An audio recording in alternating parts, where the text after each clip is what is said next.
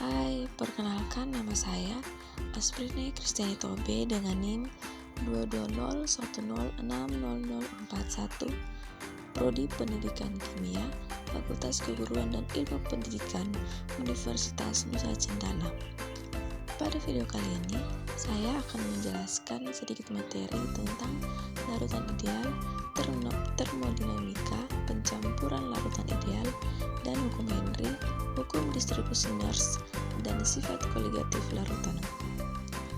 Oke, kita masuk pada pembahasannya. Sifat larutan. Yang pertama, sifat koligatif larutan. Yang kedua, sifat fisikal larutan yang hanya bergantung pada konsentrasi zat terlarut, bukan pada jenisnya.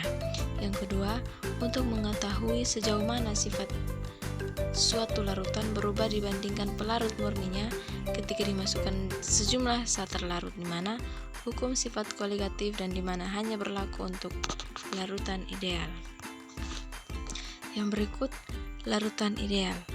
Yang pertama, larutan yang memiliki gaya tarik-menarik antar molekul, solut dan solvennya sama dengan gaya tarik antara molekul-molekul solut dan solvennya masing-masing.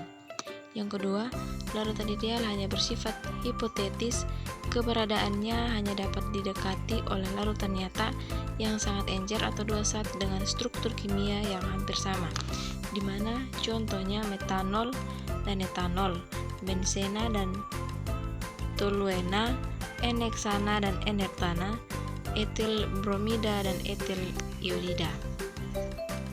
Larutan-larutan yang mengandung jumlah partikel terlarut sama, di mana memperlihatkan sifat koligatif yang sama. Pengaruh jenis zat-zat terlarut di mana hanya pada zat-zat yang membentuk ion. Aplikasi sifat koligatif larutan. Menentukan konsentrasi larutan, menentukan massa molekul zat terlarut. Yang berikut masuk pada sifat koligatif larutan. Yang pertama, penurunan tekanan uap. Yang kedua, kenaikan titik didih. Yang ketiga, penurunan titik beku. Yang keempat, tekanan osmotik. Sifat koligatif larutan. Yang pertama, non-elektrolit, dan yang kedua, elektrolit. Zat yang ada dalam larutan atau leburannya dapat diantarkan listrik elektrolit, di mana pada Arrhenius pada tahun 1887 memuat teori diasosiasi elektrolit, di mana larutan elektrolit dalam air terurai menjadi partikel-partikel bermuatan listrik atau ion. Muatan masing-masing ion sama dengan valensi ion. Jumlah muatan positif sama dengan jumlah muatan negatif. Larutan elektrolit tidak selalu terurai sempurna, sehingga membentuk kesetimbangan dengan molekul-molekul yang tidak terurai. Yang berikut, penurunan tekanan uap. Yang pertama, tekanan uap di mana ukuran kecenderungan molekul cairan untuk menguap. Yang kedua, semakin mudah molekul cairan menguap, semakin besar tekanan uapnya. Yang ketiga, bila ke dalam suatu pelarut dilarutkan zat yang sukar menguap, tekanan uap menjadi lebih rendah dibandingkan tekanan uap pelarut murninya, karena pada permukaan larutan terdapat interaksi antara zat terlarut dan pelarut. Laju penguapan pelarut berkurang. Akibatnya, tekanan uap larutan menurun. Selisih antara tekanan uap pelarut murni dengan tekanan uap larutan. Yang keempat, pada suhu tertentu, tekanan uap pelarut murni P atmosfer dan tekanan uap larutan P atmosfer. Yang kelima, Raoult, di mana solut non volatil menyebabkan penurunan tekanan uap. Yang berikut, untuk larutan ideal berlaku hukum Raoult. Penurunan tekanan uap berbanding lurus dengan fraksi mol saat tertentu. Yang berikut, larutan non-ideal. Larutan yang tidak memenuhi atau menyimpang dari hukum Raoult disebut larutan non-ideal. Yang pertama, larutan non-ideal atau deviasi positif disebabkan gaya tarik antar molekul yang berbeda lebih kecil daripada gaya tarik antar molekul yang sama. dalam larutan, molekul dari tiap zat terikat lebih lama, sehingga lebih mudah menguap daripada keadaan murninya. Tekanan parsial masing-masing lebih besar dari yang dipikirkan hukum Raoult atau deviasi positif. Pembentukan larutannya menyerap panas atau endoterm, contoh ether dan CCl4. Yang kedua, larutan non-ideal atau deviasi negatif disebabkan gaya tarik antar molekul yang berada lebih besar dari gaya tarik antar molekul yang sama. Dalam larutan, molekul tiap zat terikat lebih kuat sehingga lebih sulit menguap daripada keadaan murninya. Tekanan parsial masing-masing lebih kecil dari yang dipikirkan hukum Raoult atau deviasi negatif. Pembentukan larutannya melepaskan panas atau eksoterm, contohnya aseton dan kloroform. Kenaikan titik didih. Titik didih suhu pada saat tekanan uap jenuh cairan, di mana tekanan udara luar atau titik didih normal. Yang kedua, penambahan solut yang non volatil, di mana tekanan uap larut menurun. Yang ketiga, akibatnya tekanan uap solvent kurang dari 1 atm.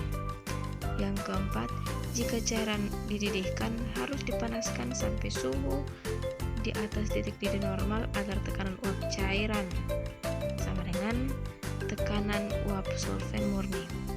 Yang kelima, kenaikan titik didih bergantung molalitas solut dalam larutan atau jumlah mol solut diabaikan terhadap jumlah mol solvent. Penurunan titik didih. Saya ulangi, penurunan titik beku. Yang pertama, titik beku, suhu pada saat fase padat, solvent murni dan fase cair dari larutan berada dalam kesetimbangan pada 1 atm. Yang kedua, penambahan solut non volatil, fase padat akan masuk pada fase cair, kesetimbangan akan didapat jika suhu diturunkan. Yang ketiga, penurunan titik beku sebanding dengan konsentrasi solut yang ditambahkan, di mana penentuan penurunan titik beku termometer bed. Yang berikut, osmosis, difusi solvent dari larutan konsentrasi rendah ke larutan konsentrasi tinggi melalui membran semipermeabel. Membran semipermeabel selaput berpori yang hanya dapat dilalui partikel solvent, contoh kertas perkamen, gelatin, selulosa asetat, membran sel organisme. Tekanan osmosis, tekanan yang harus diberikan pada larutan untuk mencegah aliran solvent ke dalam larutan atau agar volume konstan. Jika aliran solvent terus bertambah atau sangat encer, maka selaput pecah atau tidak terjadi kesetimbangan. Teori osmosis, teori tumbukan molekul solvent murni dan molekul solvent dalam larutan saling bertumbukan, juga menumbuk membran. Aliran solvent murni lebih sedikit, terjadi perbedaan tekanan akibat tumbukan. Teori tekanan uap. Tekanan uap solvent murni lebih tinggi daripada uap larutan. Agar terjadi kesetimbangan tekanan, molekul solvent murni mengalir ke larutan, terjadi tekanan yang arahnya berlawanan.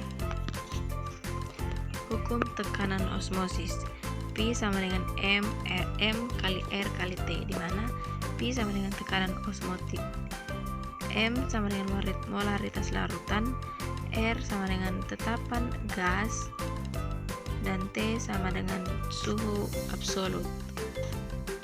Tekanan osmotik meskipun pada larutan encer sangat berat, contohnya larutan 0,1 M pada 298 K menimbulkan tekanan osmotik sebesar 2,45 atm mampu mengangkat merkuri setinggi 1,86 m. Bila merkuri diganti dengan air, maka akan naik setinggi 25 m. Tekanan osmotik dalam sel tumbuhan adalah 40-50 atm. Sifat koligatif larutan elektrolit. Sifat koligatif abnormal lebih besar. Secara kuantitatif, pengaruh ionisasi larutan elektrolit dikemukakan oleh Van 't Hoff dengan faktor I. Faktor I adalah perbandingan harga sifat koligatif larutan elektrolit dengan harga sifat koligatif larutan non-elektrolit pada konsentrasi yang sama. Derajat ionisasi. Bagian dari satu mol zat elektrolit yang terinonisasi menjadi ion-ionnya, di mana A sama dengan mol zat yang dilarutkan per mol zat yang terionisasi, di mana elektrolit kuat A sama dengan 1, non-elektrolit A sama dengan 0, dan elektrolit lemah 0 kurang dari A kurang dari 1. Untuk larutan non-elektrolit pada semua konsentrasi I akan bernilai 1 karena derajat ionisasi A sama dengan 0. Karena sifat koligatif hanya bergantung pada jumlah partikel, maka semakin besar nilai I, semakin besar pula sifat koligatif yang ditunjukkan. Osmosis dalam darah. Salah satu fraksi paling besar dalam plasma adalah albumin serum. Saat ini berperan dalam menjaga tekanan osmotik darah. Hasil dari percobaan diperoleh bahwa plasma memiliki tekanan osmotik 7,65 atm pada suhu 37 derajat. Plasma biasanya isotonik atau sedikit hipotonik dengan sel darah, sehingga osmosis dapat terjadi. Di rumah sakit, larutan infus yang dimasukkan ke dalam tubuh pasien secara intervena haruslah bersifat isotonik dengan sel-sel darah. Jika larutan infus bersifat hipertonik, maka ia akan keluar dari sel darah sehingga sel akan mengkerut dan rusak. Peristiwa ini disebut krenasi. Sebaliknya, jika larutan infus hipotonis, maka akan terjadi hemolisis, yaitu air masuk ke dalam sel darah yang menyebabkan sel mengelembung dan pecah. Contoh larutan intervena yang bersifat isotonik terhadap sel darah adalah larutan NaCl 0,9%. Tekanan osmotik darah sangat dipengaruhi oleh kerja ginjal yang mengeluarkan urin banyak atau sedikit tergantung susunan darah. Selain itu juga dipengaruhi oleh hati yang mengatur gula dan darah. Bila tekanan osmotik plasma berubah-ubah, berarti fungsi ginjal dan hati tidak normal. Osmosis pada tumbuhan. Sel-sel tumbuhan selain dibangun oleh dinding sel yang bersifat permeabel, juga dibangun oleh membran sel dari lemak dan protein. Membran sel ini tidak sekedar bersifat semi-permeabel, tetapi juga selektif permeabel, yaitu molekul zat tertentu saja yang dapat menembus, sedangkan molekul zat lain tidak dapat menembus walaupun berukuran lebih kecil. Pada pertumbuhan, osmosis terjadi melalui bulu-bulu akar dan sel-sel akar. Sel-sel akar memiliki konsentrasi lebih tinggi dibandingkan larutan yang berbeda yang berada di luar sel atau dalam tanah, sehingga air akan masuk ke sel akar untuk kemudian diedarkan ke seluruh bagian jaringan tanaman sampai sel daun. Osmosis berlangsung dari sel ke sel berikutnya dengan arah yang besar tekanan yang berbeda sesuai konsentrasinya. Larutan berkonsentrasi tinggi atau hipertonik memiliki tekanan osmotik lebih tinggi. Begitu pula larutan yang konsentrasinya rendah atau hipotonik memiliki tekanan osmotik lebih rendah. Jika dua larutan memiliki tekanan osmotik sama atau konsentrasi sama, maka antara kedua larutan itu tidak akan terjadi osmosis. Kedua larutan itu dinamakan isotonik. Apabila sel tumbuhan ditempatkan dalam larutan yang hipertonik terhadap inti sel, maka air akan keluar dari isi sel sehingga plasma akan menyusut. Jika hal ini berlangsung terus-menerus, plasma akan terlepas dari dinding sel atau menghasilkan plasmolisis.